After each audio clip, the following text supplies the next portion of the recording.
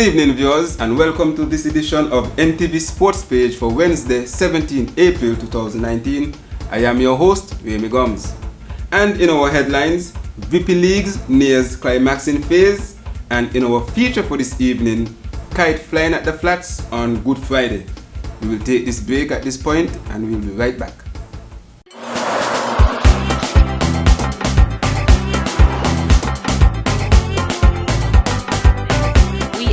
Here on the side for the photo shoot of the Mr. Cool participants and Miss Culture Swimwear contestants.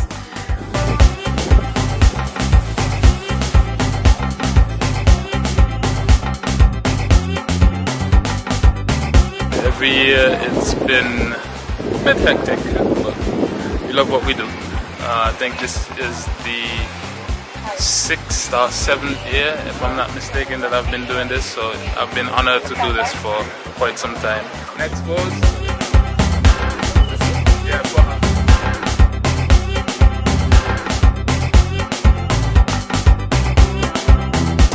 This year we actually have a dozen, so we have 6 beautiful ladies and 6 charming young men, both competing for the Mr. Cool title and Miss Culture Swimwear title.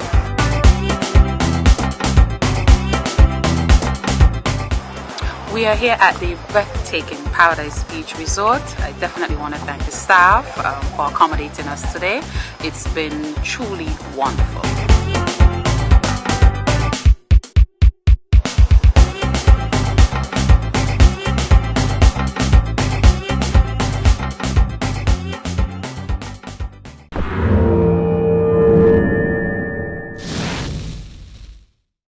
Well, I'm back, and we begin with some cricket. 2 more development matches for the youthful cricketers of Nevis were played recently. Both matches were organized by the sports department and were played at the E.T. Willett Park. The results as follows. Game 1, Thursday 11 April, Sharma 11 versus Tijari 11. For Sharma 11, 146 for 9 from 25 overs. Jaden Carmichael, 55 runs. Bugnaween Sharma, 30 runs. Kian Pemberton, 20 runs. Unaji Amri, 2 for 29. Michael Sigolam, 1 for 14. Trishan Francis, 1 for 18. Tyrell Mills, 1 for 22. For Team Tijari 11, 153 for 2 from 17 overs. Carlin Bowen Tuckett, 66 runs. Tijari Clark, 30 runs. T. Willett, 32 runs.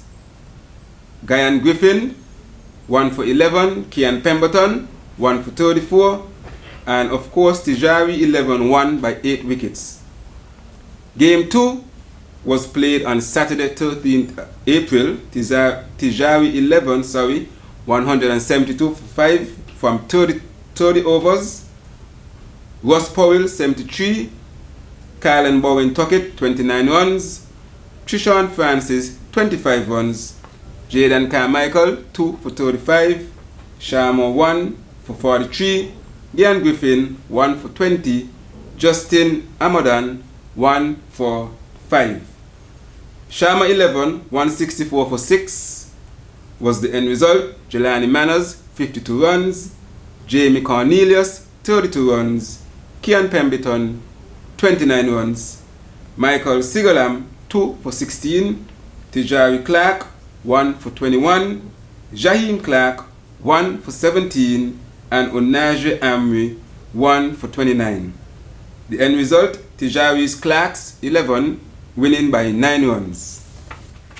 Let us now hear from Michael Wise Herbert as he gives an update on the ongoing VP League.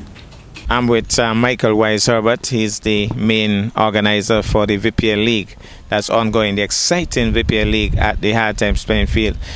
We weren't there on Sunday last, but Wise is going to give us an update as to what really transpired, because we understand there was a grand upset at the Hard Times playing field. Wise, give us that update, please.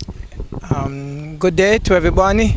The grand upset was the big Jabba's team, big hard to beat by Jabba's team, was humbled by a group of young cricketers, you could say, from the Jindaland Primary and the Jindaland Secondary, coached by Leonard Pemberton. It was a big upset because the youth scores 120 and the Big Jabas team replied with 105. Everybody was shocked with what's going on because the most of Jabas players had played for Nevis, and some of them even went on to the Leeward Islands, and it was a big upset. Maybe you could tell the folks some of the players who play for Jabas, because just saying they played for Nevis and so on. Call some names. We had Tonito Willett, Akito Willett, we had Doxy Thompson, we have Bernard Nutsy Thompson, we had one of the Tysons, I think they call him, right out from Brown Hill. We also had Jabal there as well. We have one of the Williams from Government Road, and Jabba's team. Yeah, Jabba's team have always had some good players. He's a guy that go out and look for good players and put a team together. But they were stunned. It was. I guess the reason why they were stunned is that at one point in time there was a guy called Keith Herbert playing for the development team, bowler ball outside the awesome to Tonito Willett, and Tonito Willett drive it in the covers, and young Smitten, one of the young Smitten, he's about 8 or 9 years, came off with a brilliant one-handed catch where everyone would have said that was one of the better catches that were taken anywhere on any grounds, and that really changed the match. With Tonito Willett gone, his team started to crumble, and really it was a grand upset, because if the Jabas team would have beaten the youths, we would have easily gone to the semi-final next week, but the table have turned. So tell us what will transpire now. Since the semi-finals won't be played next week, what will happen next week? Next week we'll have like a match, like we call it maybe two of the teams will play like a grudge match. This is a match outside of the tournament, but within the tournament we'll have the Guyanese coming up against the youths, and the team that win will go into the semis. Already gone to the semis is the Jets team, who have the most points. Then we have the Jabas team, we have the Kings 11, and we also have now these two will be fighting. Yeah, they will be fighting for the fourth spot. The Jets is the #1 team, so the team that comes last will play the Jets, and then we'll have first and second taking on each other, and that will be on the 28th will be the grand semi-final, and on the 5th of May will be the finals. And with the semi-finals, we did something in January, just before the tournament started, at a fun day where they had they call it a drinking competition, and we're hoping that we'll have that drinking competition on the semi-finals, and during the finals we will be partnering with the Culturama Committee, who they will be there giving away a lot of goodies at the finals. And remember, the winner of the finals will collect $1,000, 500 compliment Pam Barry, 500 compliment former Premier Vance Amoy, and the second position will get $500 compliment the Honorable Eric Evelyn. A number of people have come through week after week and have sponsored. On Sunday, our main sponsor was Robert Waters, and we also getting some sponsorship from one Vinetta Gums Byron. She lived in Leicester, but she flew in yesterday just in time for the match, and then she'll be here on Sunday, so we'll have some sponsorship from her and so on. So thank all of those people who have come forward, and we're still looking for a major sponsor for semi-finals, and if anyone want to come forward for next week, the more the merrier. But thank all of those people that have come forward and has helped to sponsor the VPL League. Remember, it's all about bringing communities and getting people together playing tape ball cricket. Thank you so much, Wise. It's very exciting. Show up on Sunday. It's going to be exciting to determine which side out of the two, the Guyanese or the development team, gets in to make number 4 for the semi-finals. Come and see. Thank you so much. Okay. At this point in time, we'll take another break, and when we return, we will show our feature for this evening. Everybody have a good time. We're enjoying ourselves. We're having fun. Love, passion,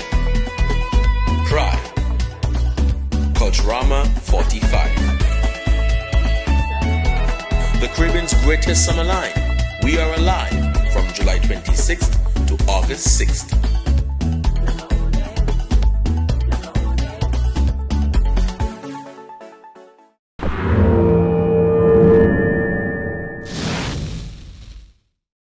Well, I'm back, and tonight we feature kite flying. Good Friday, which is Friday 19th April, is the day set for the annual kite flying competition hosted by the St. John's Community Improvement Club. Let us hear from President of that club, Mr. Alston Pemberton. Good evening. As indicated, I'm Alston Pemberton, the President of the St. John's Community Improvement Club, the initial organizers of the St. John's Community Kite Flying Competition at the Flat. The competition this year is slated for Good Friday, the 19th, at the Flat, starting at 12 noon. We are expecting registration to be between 12 and 1, and then we'll have the competition thereafter. We are encouraging all our kite makers to come out in their numbers to participate in this annual event. The event basically is to keep the tradition of kite flying alive, and so we want to encourage the young, the not so young, and the old persons to come along. It's a family affair. We'll also have sale of traditional Easter food by all the vendors. And talking about vendors, the vendors fee is only $50. We'll be providing some tents, and those persons who require tents could contact me at 762-6598 or 664-6598. This year as well, we'll be collaborating with the Ministry of Tourism as they are doing some activities that it relates to heritage, their own heritage in tourism, and they want to promote the tradition of kite flying, and so we want to compliment the Ministry of Tourism for partnering with us. They will be giving some assistance in some of the areas, which I'll announce sometime later. And so we just want to encourage the general public to come out. We'll have music by DJ Wenti and other guest DJs. We'll also have Ishan Tadman with his ride for the children, so bring along the children. The categories for the kite would be the biggest kite, best flying kite, most creative kite, best book leaf kite, and the best design kite, and we'll have prizes in the first and second position for all the categories. We'll also have the domino competition, we'll have some cricket and some other fun games. So come on out, Good Friday, the place to be at the Flats, Coal Hill, from 12 noon until. And that's our package for this evening. I am your host, Remy Gomes, bidding all you viewers a pleasant night's rest.